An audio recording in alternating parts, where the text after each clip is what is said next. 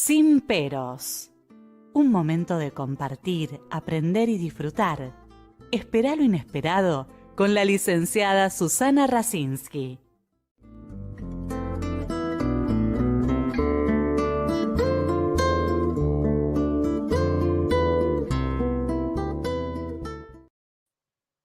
Muy buenas noches. Hoy tengo el gusto, el placer de dialogar con una persona que investiga, que hace docencia acá en Italia y en otros lugares, que ha escrito y que nos va a ayudar a comprender por qué la gente fuma. Bienvenido, Gustavo, el doctor Gustavo Chiosa. Bueno, muchas gracias. Gracias, Susana, Ah, por la invitación. la verdad que te agradezco muchísimo porque me parece que es un tema que afecta a mucha población, pero además también vamos a tratar de que la gente comprenda cuando ponemos en un objeto tanta carga, ¿no? Y vos has hecho un trabajo de investigación de la relación, ahora lo vamos a ir desarrollando en el programa, con el fuego, qué es lo que está puesto, ¿no? Claro. Más la significación inconsciente que cada persona le da. Gustavo es médico psicoanalista, egresado de la UBA. En Argentina desempeña tareas científicas, asistenciales y docentes. Es subdirector del Centro Chiosa, tan conocido por nosotros. Ya hace años que trabajan muy bien todos estos aspectos. Y además es Whitsaker de consulta médica y director del Departamento de Docencia de la Fundación Luis Chiosa. En Italia se desempeñó como docente en el Instituto Verasturi de Perugia entre 1995 y 2013 y como docente en la Escuela de Especialización en Psicoterapia Psicoanalítica. Ha sido miembro fundador y titular de la Internacional Neuropsicoanálisis Sociedad. Escribió y publicó más de 100 artículos de psicoanálisis en Argentina y en Italia, por los cuales ha recibido el premio Adriana Terni en 1998, 2001, 2004 y 2008. La primera mención del premio Adriana Terni en 2007, el segundo lugar en el premio Ángel Garma, en 1995 el premio Víctor von Werseyski en 2017 y 2015, y la primera mención en 2017. Es autor de los libros Un psicoanalista en el cine, Libros del Zorzal, 2006, y ¿Por qué la gente fuma?, que es el que vamos a comentar hoy, Un reencuentro con el humo y el fuego, en el 2016. Si querés mostrarlo, Gustavo, después lo vamos a volver a Dale, pasar. sí, sí. Bueno, es un libro Una, que recomiendo, es una muy tapa muy linda, además. interesante, porque además haces toda una investigación social, histórica, que me pareció muy, muy linda, antropológica, ¿no? Sí, muy interesante la historia del fumar. Yo no la conocía bien hasta que la investigué y veo que mucha gente no la conoce. El, el fumar es una costumbre que se descubrió en América, y de modo que en Europa no se fumó hasta el descubrimiento de América, lo cual sorprende un poco. Y, y en América estaba tan difundida, ¿no? Cuando llegaron los españoles, Colón, a América, y de a poco se fue descubriendo cada vez más todo el continente americano. Resulta que el hábito de fumar se había difundido desde Norteamérica hasta Sudamérica. Se estiman que había cultivos de tabaco desde hace 5.000 años, una cosa impresionante. Y apenas los europeos que llegan a América empiezan a tener contacto con el hábito de fumar, no solamente con el tabaco, porque no es que solamente se fumaba tabaco, también se fumaban otras cosas, pero básicamente con la costumbre de fumar, enseguida se contagian esta novedad, y en menos de 100 años el viejo mundo se hizo fumador, el hábito de fumar prendió en todos los países, en África, hasta en Asia se llegó. Uno piensa, por ejemplo, el tema del fumar opio. Bueno, el tema del fumar opio vino después del descubrimiento de América, ¿no? Entonces, ¿qué tenía este ¿Cuál hábito? es la cualidad, digamos, que tiene el fumar que lo vuelve así tan importante? Y bueno, la primera cuestión es que, digamos, es evidente que algo tiene que hace que sea una cosa que ocupa tanta importancia en el desarrollo de la humanidad y que nadie sea indiferente a este descubrimiento, ¿no? Evidentemente ya había bueno, el psicoanálisis ha tratado de entender el hábito de fumar, sobre todo pensándolo en la cuestión oral, de llevarse algo a la boca, pero evidentemente el fumar es algo más. Por empezar, es algo muy respiratorio, ¿no? No es solamente la necesidad de la nicotina, porque inclusive las terapias de reemplazo con nicotina por vía inhalatoria, que es prácticamente lo mismo que fumar, no son muy efectivas, ¿no? Dejar de fumar es muy, muy difícil, y no hay ningún método que pueda decir esto garantiza. Obviamente que hay gente que deja de fumar, pero es difícil y no hay ningún método que lo asegure. Quiere decir que el fumar tiene algo que es difícil de reemplazar, o difícil de sustituir, o difícil de resignar, ¿no?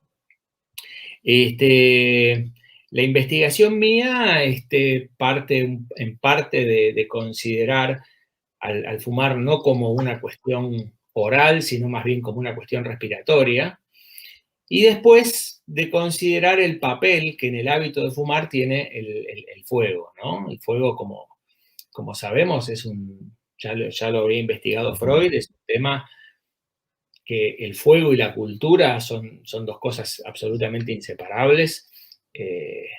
Lo que hace que el hombre no sea otro animal más en la naturaleza, es algo difícil de decir en qué consiste, pero también al mismo tiempo hay algunas cosas que lo hacen único. Por ejemplo, la oposición del pulgar, el uso de la palabra como la conocemos, pero sobre todo el dominio del fuego, y el fuego como generador de técnicas, y el hecho de que el hombre pueda externalizar sus herramientas, ¿no?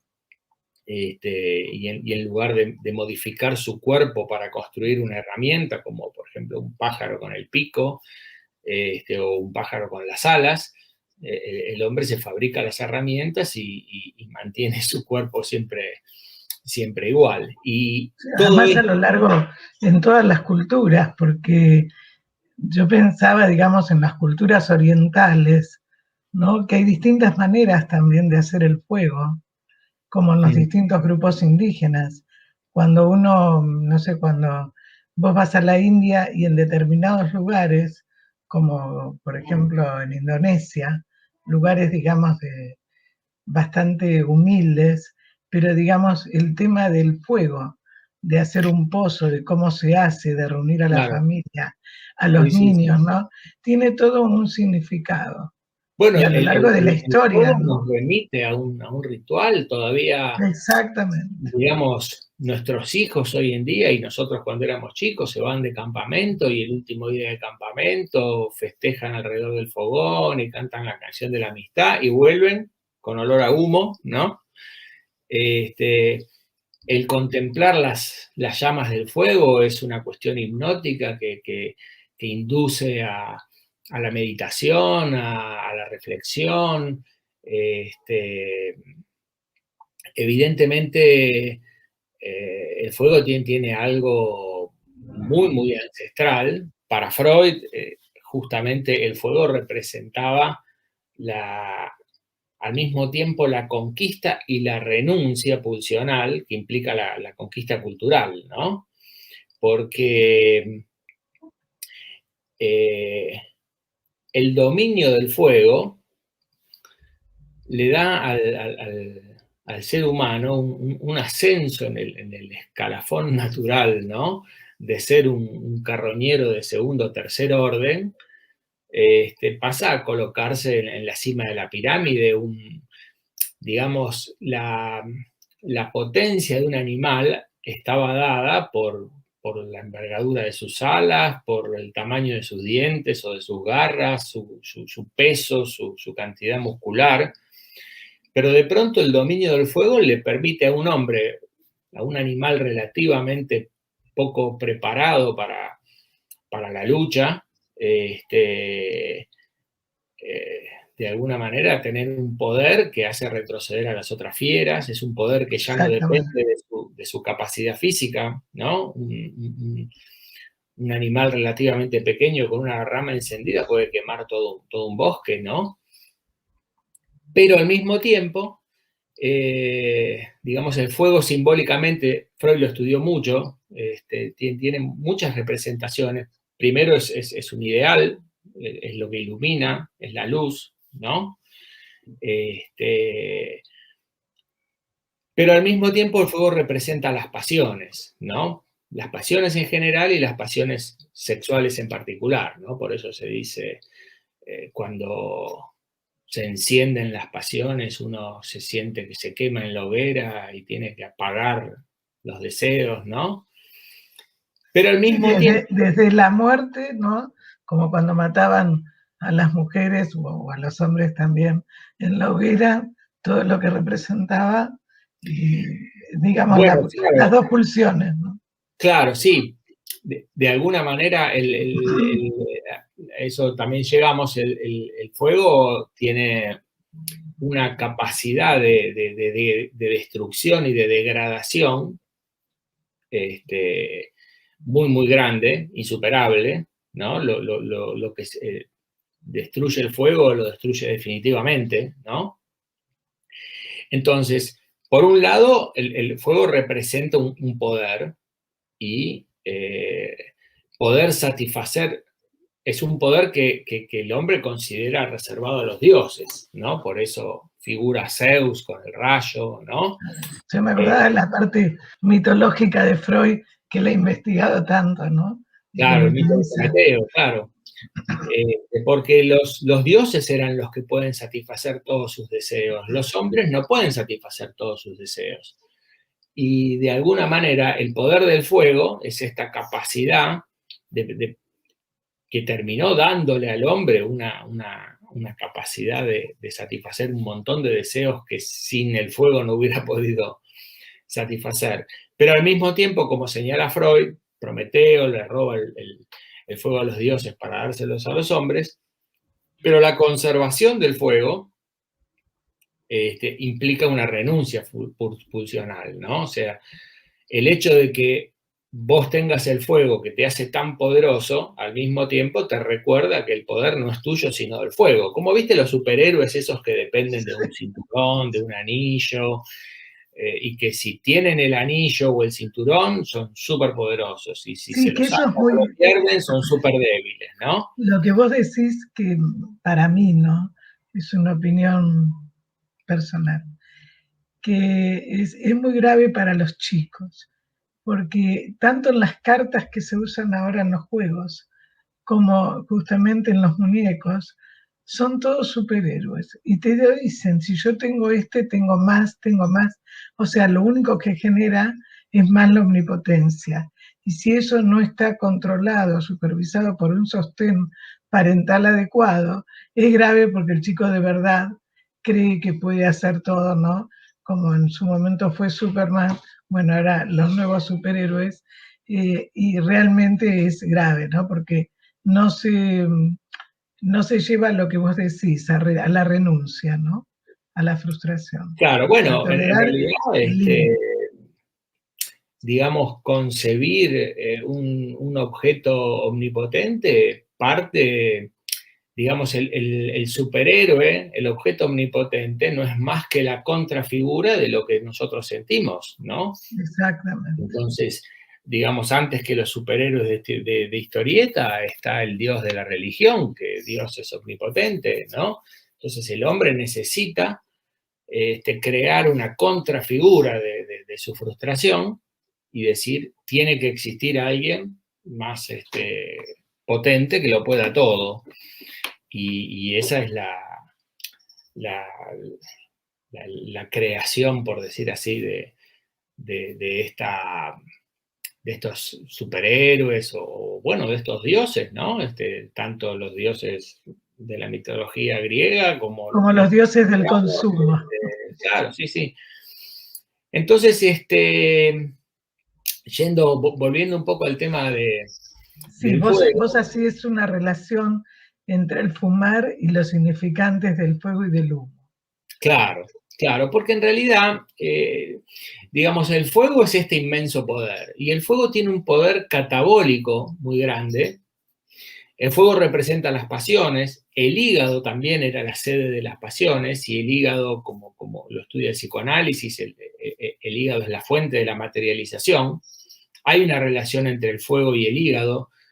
El fuego es el centro el fuego representa todas las pasiones, el hígado pasa a representar en el cuerpo, porque el hígado es la central metabólica, y el metabolismo es lo que mantiene encendida la chispa de la vida, consumiendo las calorías y encendiendo el metabolismo con la chispa del oxígeno. O sea, hay muchas representaciones entre fuego y metabolismo.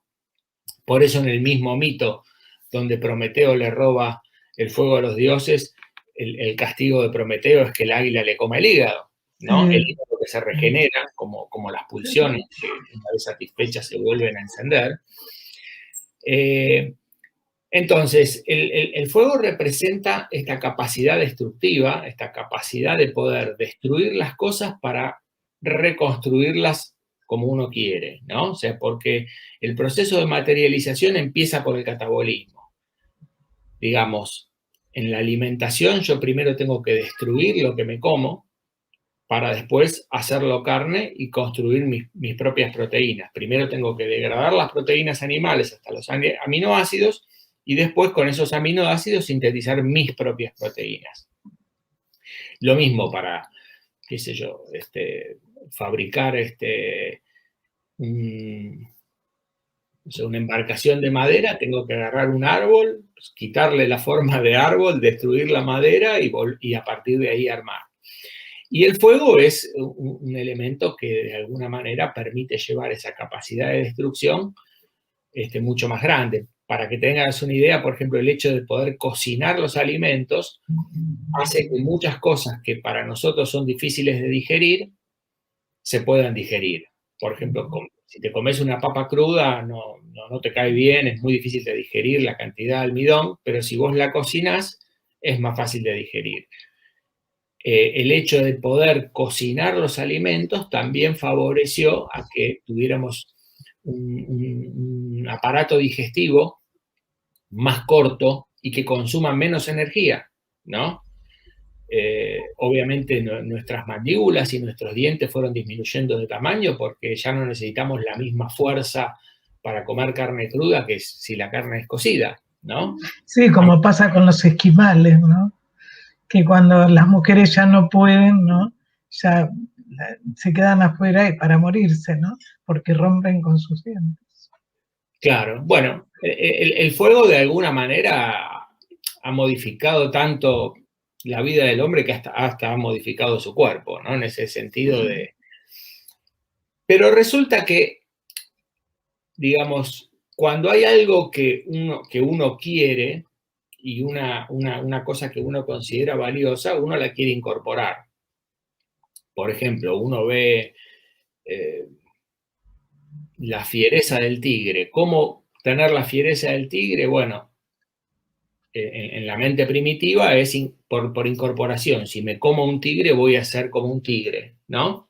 Viste que se dice que uno es lo que come, ¿no? Sobre todo, el argumento que se utiliza mucho los vegetarianos, ¿no? Que dicen uno es lo que come. Bueno, algo de cierto hay en eso, pero sobre todo en el tema de la fantasía, en lo que uno incorpora, la forma de incorporar es comer. Pero resulta que el hombre desea incorporar el fuego, pero el fuego no lo podés tocar porque te quemás, te destruye. Lo más cerca que podés estar del fuego, lo más cerca que podés incorporar el fuego, es a través del humo. ¿no? Cuando estás cerca del fuego, de alguna manera te impregnás del humo. De hecho, perfume viene de humo, ¿no? Per es una partícula aumentativa, como perdón, perfecto, ¿no? Y perfume es como el perfume es el más sofisticado de los humos, ¿no? Vamos Y a ir, Gustavo, vamos a sí. ir al primer corte y nos vas a Dale. seguir porque es un placer, cómo además lo describís, ¿no? Qué significa el humo y cómo cuando uno no puede tocar lo que uno quiere, se acerca a través de otros atributos. Un corte y enseguida volvemos. Dale.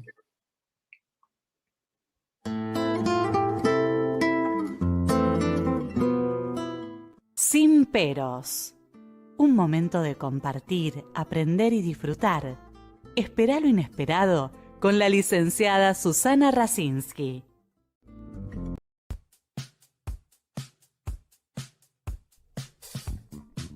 Tus clientes están en línea. Publicita con nosotros. Para más detalles podés contactarte a lapropuestaradio@gmail.com. WhatsApp 11 40 58 78 54.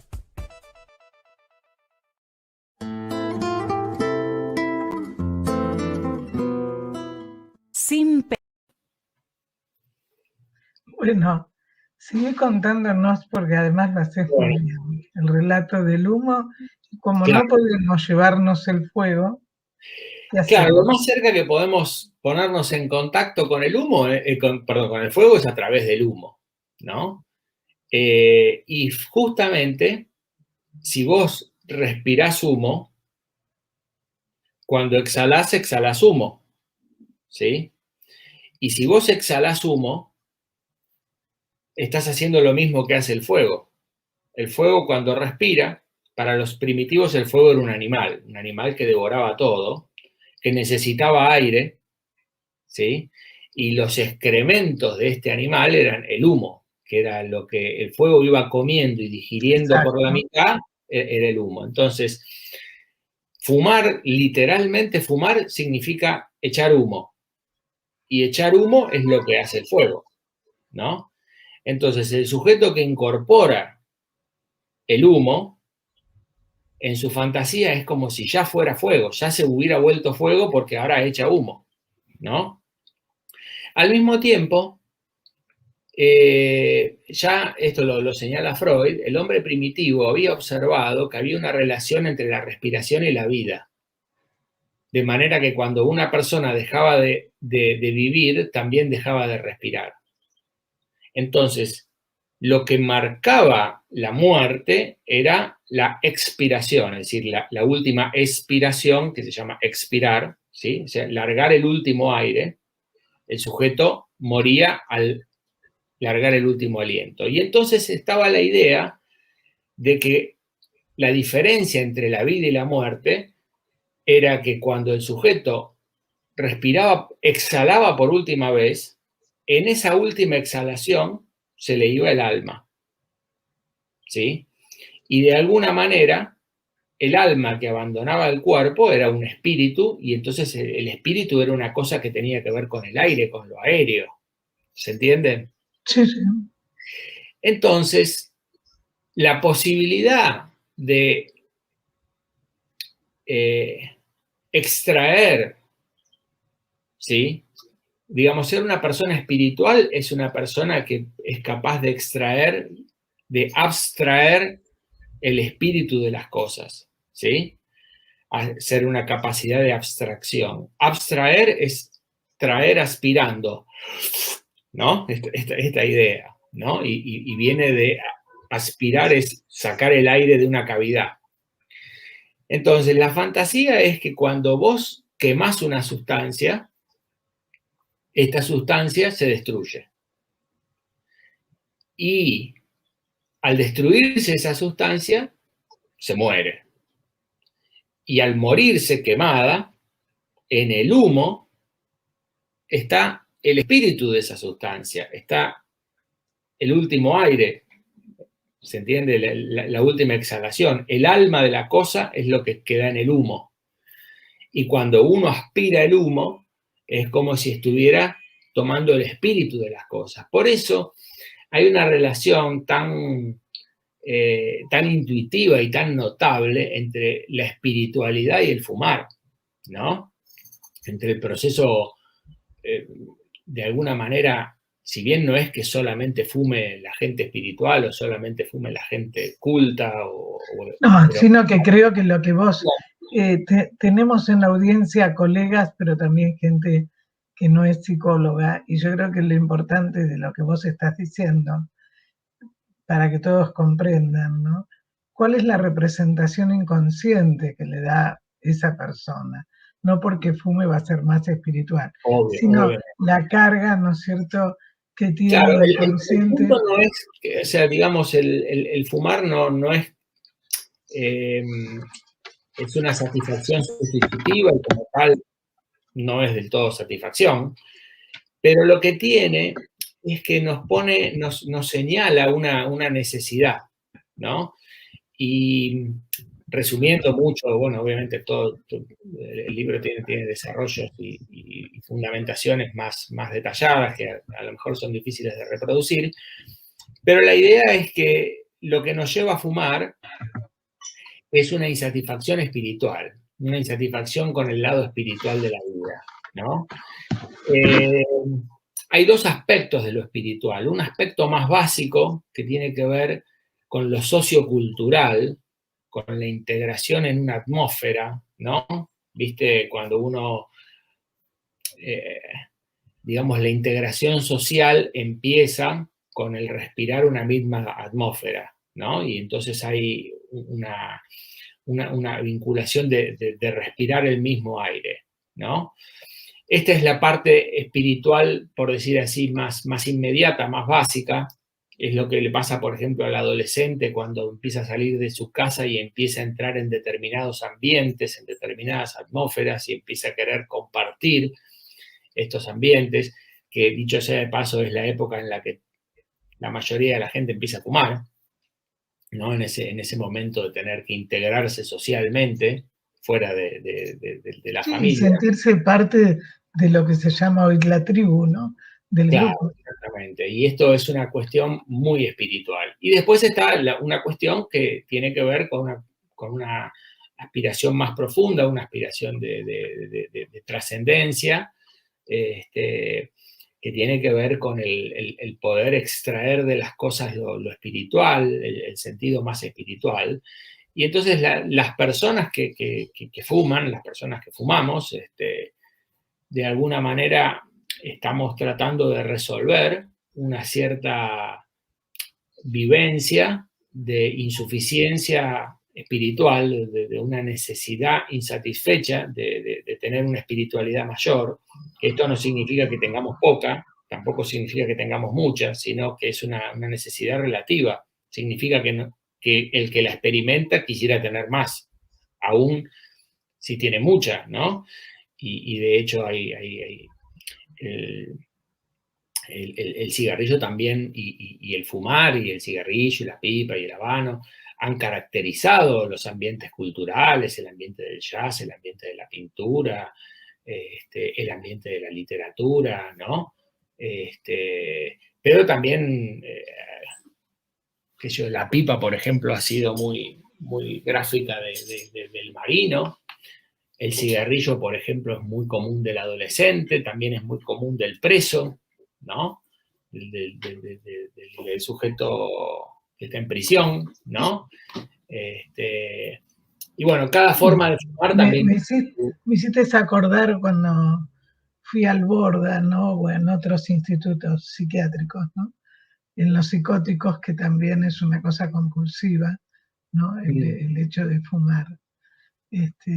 Cómo se sienten también acompañados.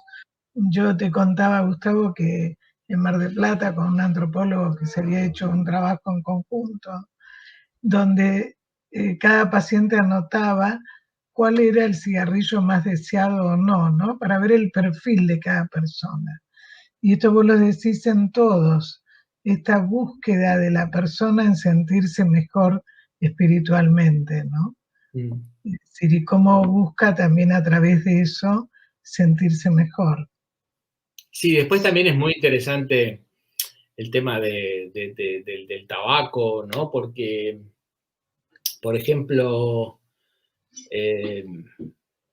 digamos, hay situaciones como que uno dice, por ejemplo, un café es un estimulante, ¿sí? Un café es ideal para después de comer. Pero también a media tarde nos tomamos un café.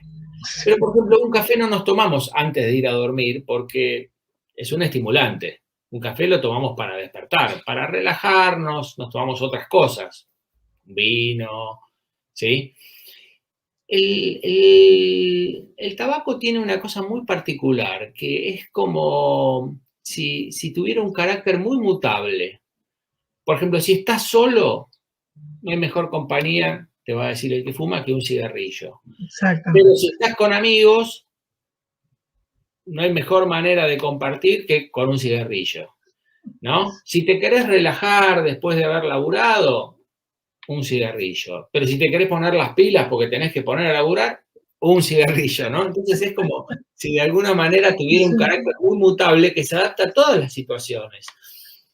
La historia que yo pude investigar y que resumo en el libro de lo que fue el impacto del fumar una vez posterior al descubrimiento de América. Ya el impacto en América era enorme, ¿no? Pero realmente es una historia increíble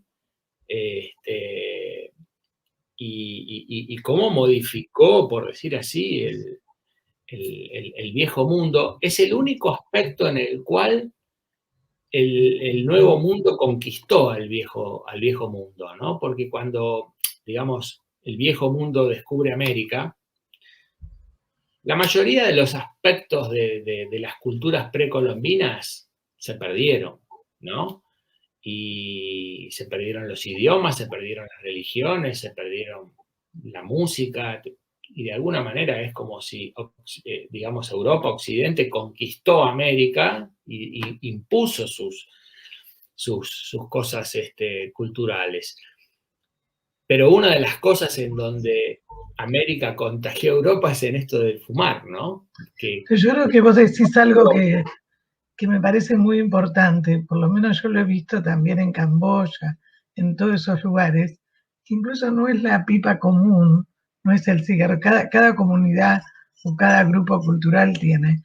Pero me parece que lo que vos decís es muy importante, porque es como un signo invariante de mantener la cultura, de mantener ciertos aspectos, digamos, étnicos, culturales, que hicieron que siguiera esa identidad a través del humo, a través del cigarrillo, porque permaneció, como vos decís, es una de las pocas cosas que nosotros exportamos,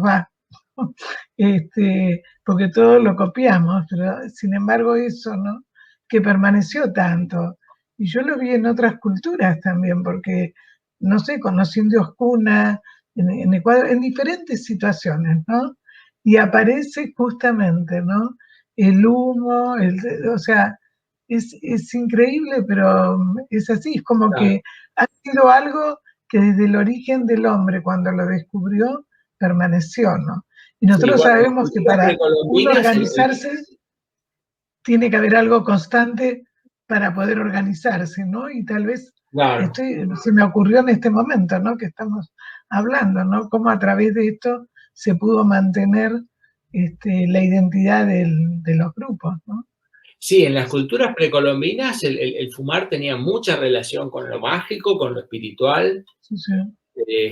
Por ejemplo, en Norteamérica se fumaba más en pipa, los indios americanos, ¿viste? Como hemos visto en las películas, la pipa de la paz. Pero cada sujeto se tallaba su propia pipa con la forma de su dios y cuando se moría se lo enterraba con esa pipa. Y el tabaco era una mercancía de intercambio a los nómades. Cuando pasaban se les daba tabaco y era como vimos en las películas de cowboys, cuando se fumaba la pipa de la paz, ¿no? Como era una ceremonia compartida. En Centroamérica se fumaba más el tema del tabaco envuelto en las propias hojas, ¿no? Lo que, Sí, sí. como el puro, o el habano, o el cigarro. Habano.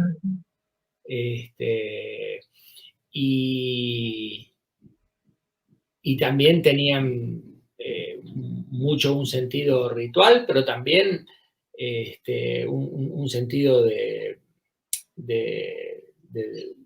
esto de relajarse, ¿no? Y de ponerse en contacto, y se le preguntaban cosas al espíritu a través del humo. El humo era una manera de mandarle preguntas al espíritu, ¿no? Esto en la cultura precolombina. Evidentemente el contacto con el humo en Europa ya estaba. Lo que no estaba era esta manera de armarte la posibilidad del humo portátil, el fuego portátil, la hoguera portátil, ¿no? Pero suponete, las pitonisas del oráculo de Delfos hacían sus profecías quemando cáñamo, sería algo parecido a la marihuana, ponele, y aspirando ese humo, ¿no?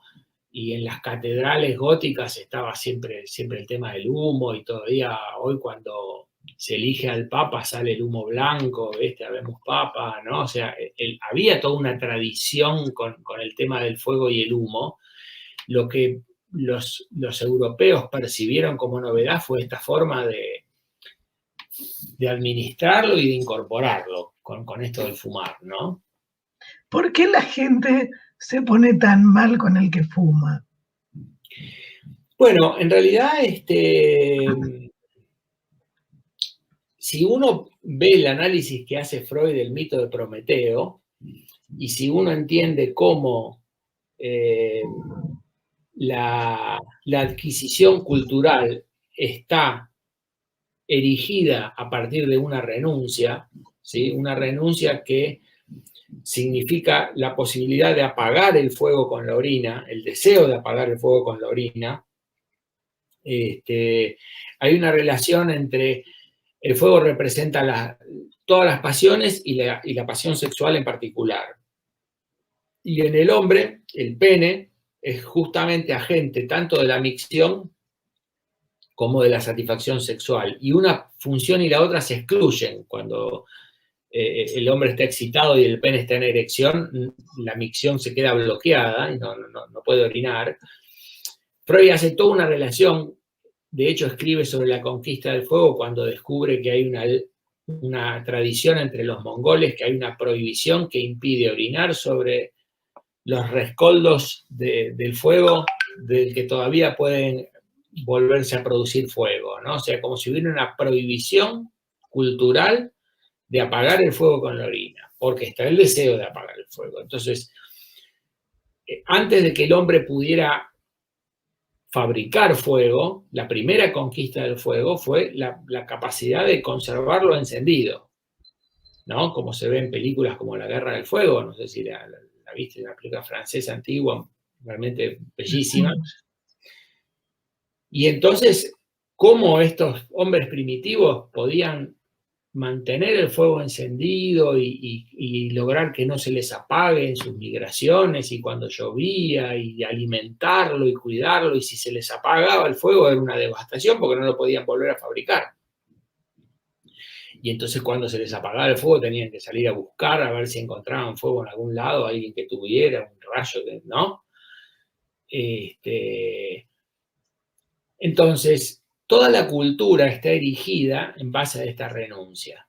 Entonces, Freud señalaba que hay una hostilidad muy grande hacia la cultura, porque por un lado la cultura nos da un montón de cosas, pero todo lo que nos da nos recuerda cuánto la necesitamos. Y si la necesitamos es porque somos débiles. Entonces la cultura nos está mostrando que somos débiles, ¿no? Entonces, si yo pudiera hacer lo que yo quisiera, pero no puedo hacer lo que yo quiero. Entonces tengo que avenirme a las normas sociales y culturales, y entonces me da bronca. Entonces, por eso Freud analiza que, si bien Prometeo es el que le da el fuego a los hombres, al recibir este castigo también representa la hostilidad del que nos está mostrando nuestra insuficiencia, ¿no? Entonces yo creo que el sujeto que fuma es un sujeto que tiene un hambre espiritual. Y es un hambre espiritual que por un lado busca satisfacer, simbólica y sustitutivamente y de manera inconsciente a través del fumar, pero al fumar ya es como si el sujeto se volviera como el fuego, poderoso, ya puede echar humo, y entonces es como si el que fumara, por un lado es un sujeto que tiene una necesidad espiritual, pero al mismo tiempo fumando es como si se colocara en que esa necesidad espiritual ya la tiene resuelta fumando, ¿no? Y entonces es como si fuera un sujeto que se coloca por encima de los demás. Y entonces esto provoca dos cosas. Por un lado, un deseo de emularlo. Y entonces, por eso cuando hay uno que fuma, todo el mundo se pone a fumar y fumar es tan contagioso. Y en un grupo, por ejemplo, adolescente, fuma uno y terminan fumando todos, ¿no? Y la contrapartida del que no se contagia es como si fuera una cuestión al revés, como si fuera una cuestión hostil, como si dijera, vos te creés superior, yo te voy a bajar de un ondazo, ¿no? Y por eso también hay tanta hostilidad para con el que fuma, ¿no? Porque de alguna manera se habla de la necesidad de no discriminar a las personas ni por sus hábitos, ni por sus vicios, ni por sus enfermedades, ni por sus dependencias, pero con el fumador parecería haber un gran paréntesis, el fumador se lo maltrata mucho, ¿no? No se contempla que es un enfermo, o que es un adicto, o que tiene una necesidad, o que es un hábito que él decide hacer con la libertad de su deseo, ¿no? Para otras cosas, uno puede decidir cómo quiere vivir y cómo quiere ser. El argumento un poco que se aplica es que el fumar daña al entorno. Es un argumento, realmente no está muy bien investigado el tema del fumar pasivo, es una investigación. Vamos a ir Gustavo, vamos a ir al último corte, y entonces en la última parte, justamente relacionado con esto que vos decís, ¿qué sería para vos la salud y por qué la gente se enferma? ¿No? Siguiendo un poco lo que empezaste a hablar, esta bronca que le da al que no fuma y la culpa que siente también el que fuma. Enseguida volvemos y nos seguís explicando un poco el tema que es tan apasionante, como el cigarro. Sin peros. Un momento de compartir, aprender y disfrutar. Espera lo inesperado con la licenciada Susana Rasinski.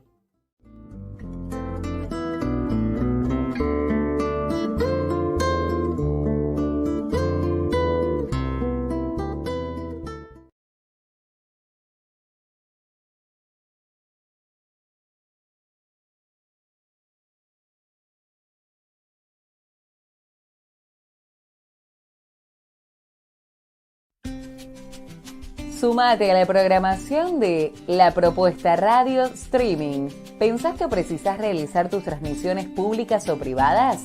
Sin moverte de tu lugar y muy accesible. Consultanos promo 1.5 de 4 transmisiones por mes en simultáneo. Incluye a redes sociales.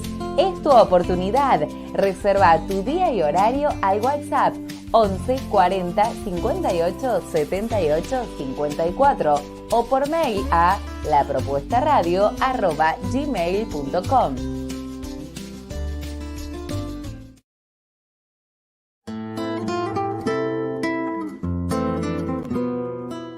Sin peros. Un momento de compartir, aprender y disfrutar.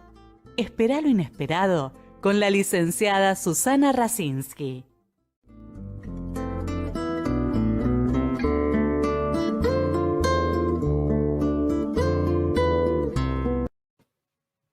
Bueno, Gustavo, contanos un poco, seguí esto que estabas explicando, un poco cómo hacen sentir mal al que fuma, que a veces se lo rotula, me vas a enfermar, como posible causante de la muerte, ¿no? Con esto si es pasivo o no es pasivo.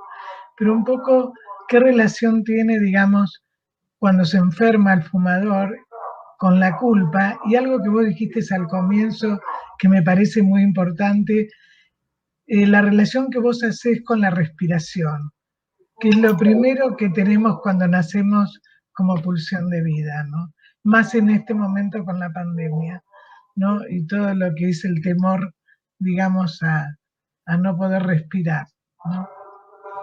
Bueno, sí,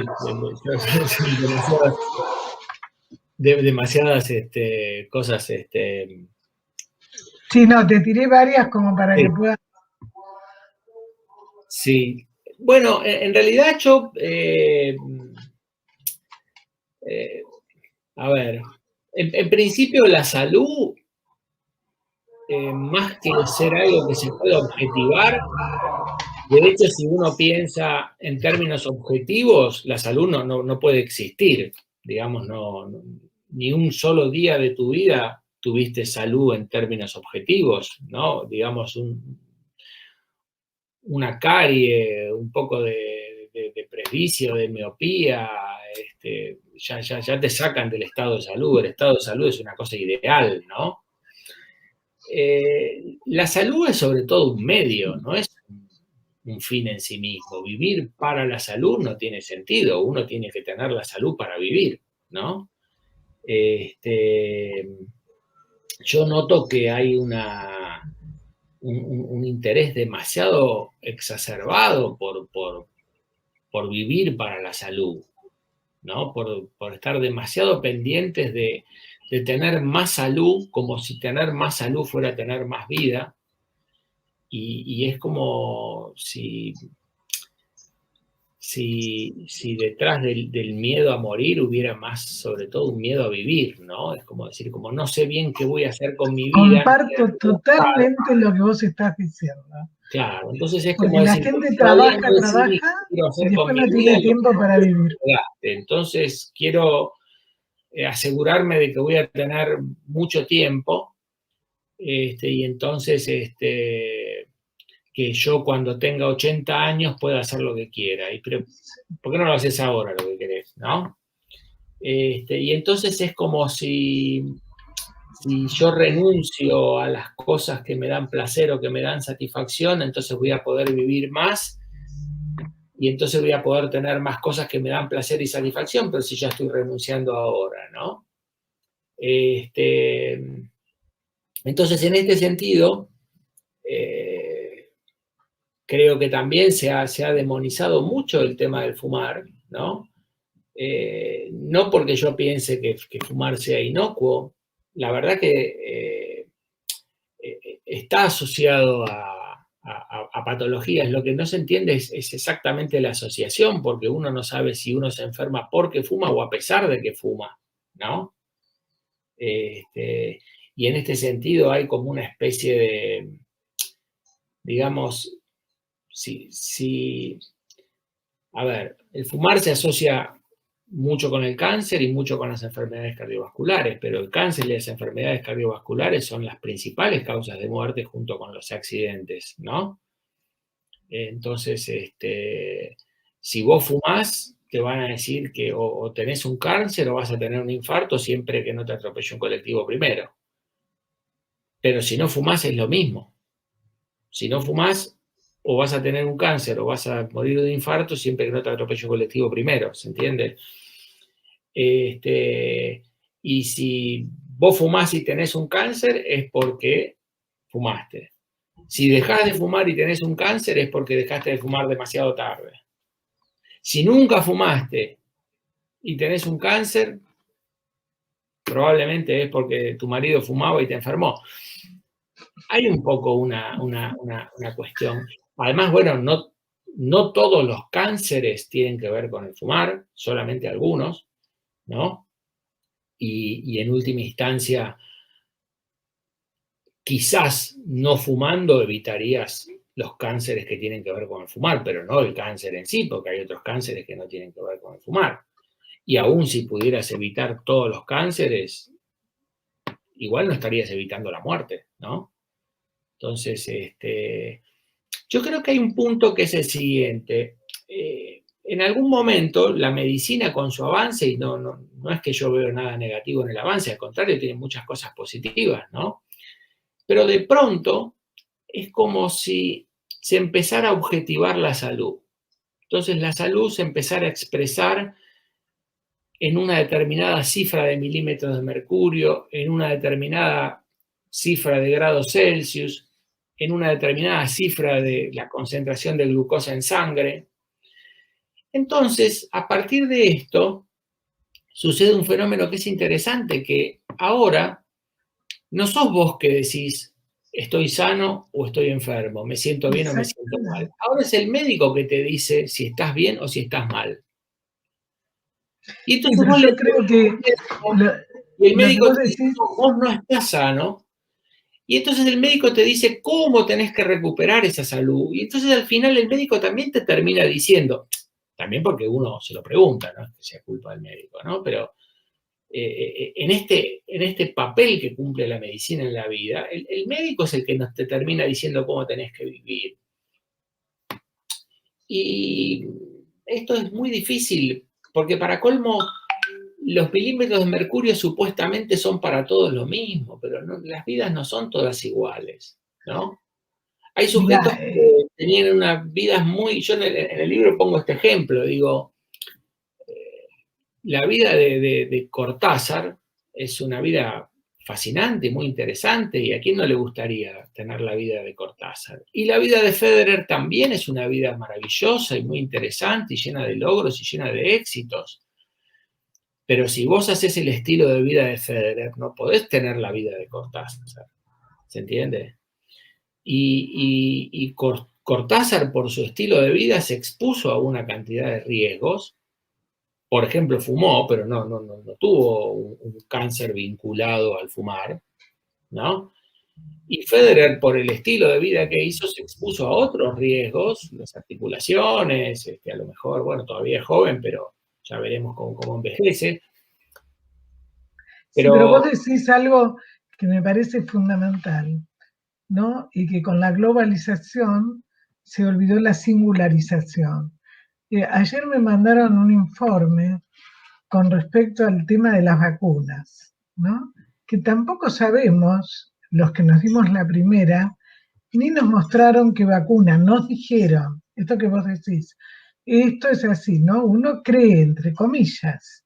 Entonces, esta cosa de que el doctor o el que no, digamos, o toda la parte biotecnológica que uno no la puede desmentir ni evitar porque es necesario, pero no convertirse que eso sea el que me diga que estoy sano o no, porque ahí justamente es el sometimiento al otro, que me va a decir lo que vos acabás de decir. O sea, Federer tiene una conducta para poder ser lo que es, ¿no es cierto? Sí, eso además implica... que a veces, digamos que si nos sentimos bien, eso es una cosa que depende de nosotros y que, quiero decir, que solamente nosotros podemos decir que nos sentimos bien, ¿no? Los y que síntomas... si no favorecen la esclavitud y el infantilismo, claro, ¿no? O sí, sea, sí, no poder decidir nosotros quiénes somos y cómo queremos vivir, no que y a nos veces digan el cómo hay que sentirnos vivir. bien es todo lo que necesitamos, ¿no? La vida tiene que ser una vida para algo, ¿no? Uno no vive para vivir en sí, digamos, para vivir más tiempo. La vida tiene que... Aparte, una vida no es mejor cuanto más larga es, ¿no? Así como no es mejor una canción más larga porque sea más larga, no es mejor una novela porque sea más larga, no es mejor una película porque dure más. Lo que hace que una vida sea mejor es lo que sucede en ella, no su duración, ¿no? Entonces, tener una buena vida no es tener una vida larga, es tener una vida donde sucedan cosas interesantes, donde sucedan cosas valiosas, donde uno haya logrado las cosas que se propuso, haya logrado cosas que uno quería, ¿no? Haya logrado el amor, la amistad, cosas que siente que son importantes. Eso es lo que hace que una vida sea valiosa, ¿no? El hecho de vivir más, de batir un récord, en cuanto a números de años, ¿no? Y se supone que la vida es mejor cuanto más se la vive, y cuanto más se la vive también más se la gasta, ¿no?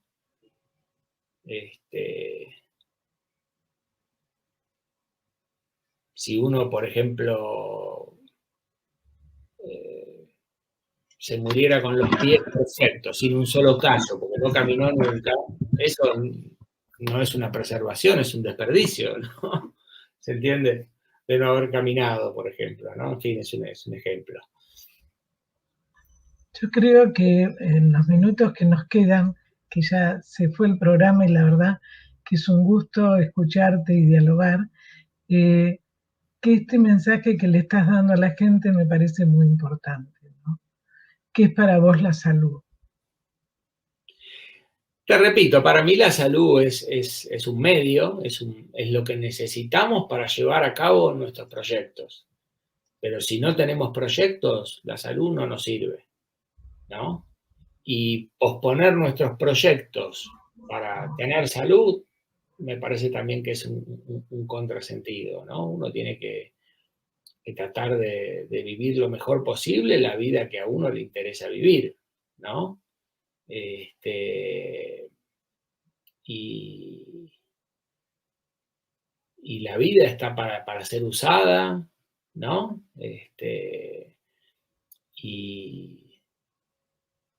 Y muchas veces, a veces el temor, creo que la cuarentena también nos mostró mucho esta cuestión, ¿no? Como el temor nos lleva a postergar la vida, y mucha gente dice: yo hasta que no me den garantías de que si salgo no me va a pasar nada, me voy a quedar en mi casa postergando todo. No solamente con la cuarentena postergamos las cosas que nos gustarían hacer, también muchas veces postergamos las cosas que no nos gustan, pero que debemos hacer, y ahí nos equivocamos pensando que hay una ventaja, ¿no? Durante los meses donde la cuarentena fue más estricta, los hospitales estaban vacíos, y esto es una cosa muy inquietante, porque si los hospitales estaban vacíos, esto significa o que la gente va al hospital inútilmente, o que la gente que necesita ir al hospital no estaba yendo. Creo que en parte están las dos cosas, ¿no?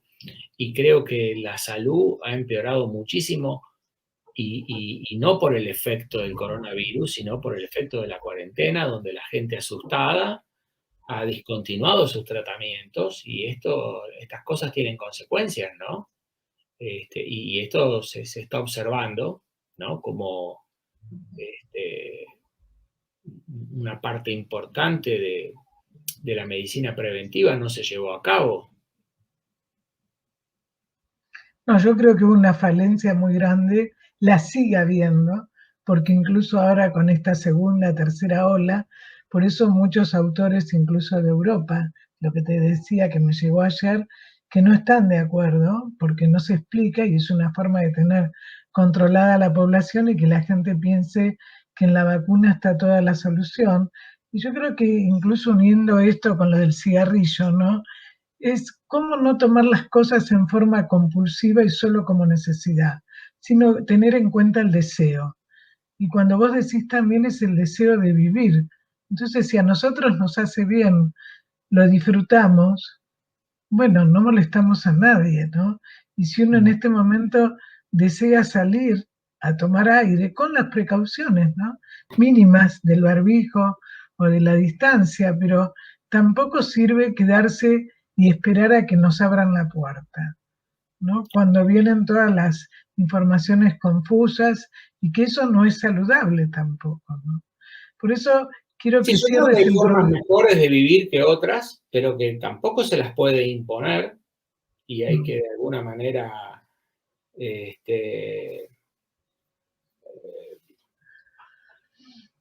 ir logrando de a poco poder vivir en mejores condiciones, pero no son cosas que se puedan imponer, ¿no?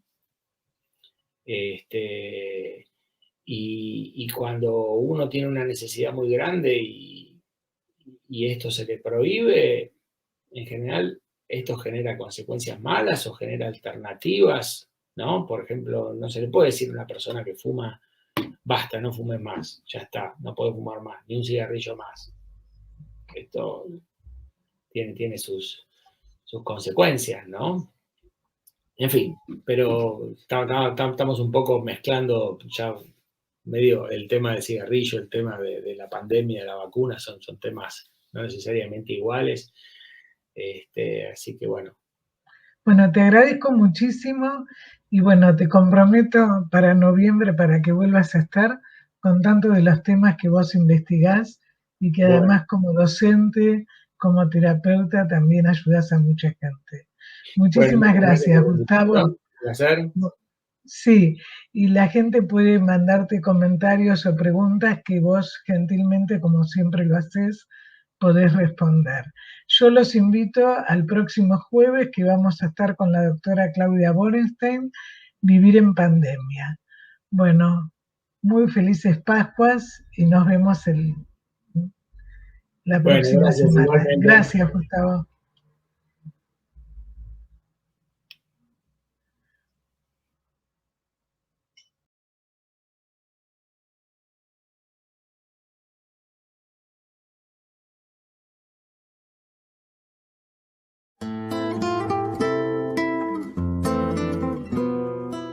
Sin peros. Un momento de compartir, aprender y disfrutar. Esperá lo inesperado con la licenciada Susana Rasinski.